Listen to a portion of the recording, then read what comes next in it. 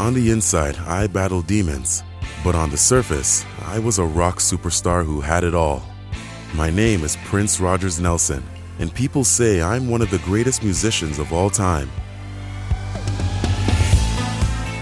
I was born in Minneapolis, Minnesota in 1958. Life was not easy. I was born with epilepsy, and my parents struggled to make ends meet.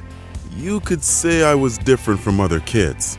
I got teased and bullied, but I didn't let their words get me down. In fact, I let them fuel me. I would prove them wrong and become a star. From a young age, I was fascinated by music, and I threw myself into my passion. Both my parents were jazz musicians.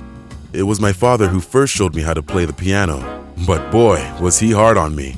A strict and very religious man, I was never good enough for him. At age 12, my parents essentially abandoned me, and my life was never the same. I learned that the only person I could count on was myself.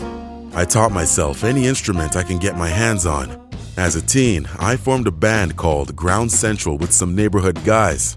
At age 18, local producer Chris Moon recorded some demo tracks for me, and I soon signed a contract with Warner Brothers. In 1978, I released my first album, For You. I played all 27 instruments on the recording. I was hard-headed, meticulous, and innovative. Throughout my career, I always fought to maintain total control of my work.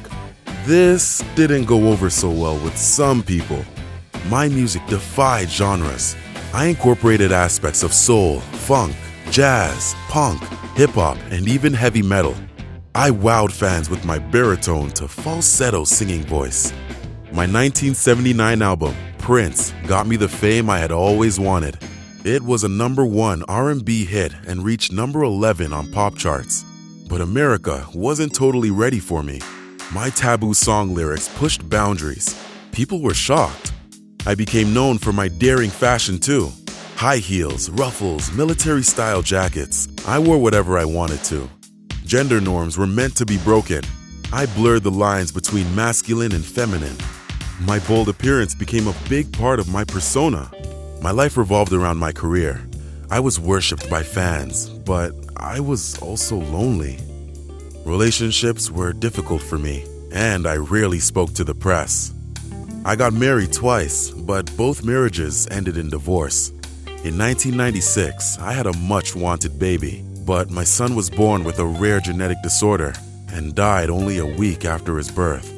A man of few words, I came alive on stage and revealed all through my emotional songs like Purple Rain and When Doves Cry.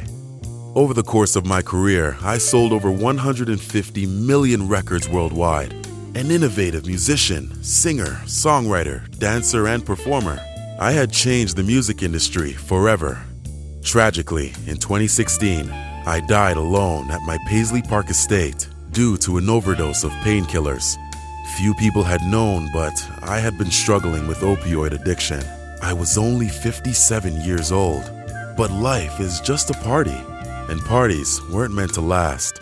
I'm proud that my music will live on forever and that I've influenced and inspired countless artists like The Weeknd, Justin Timberlake, and Beyoncé.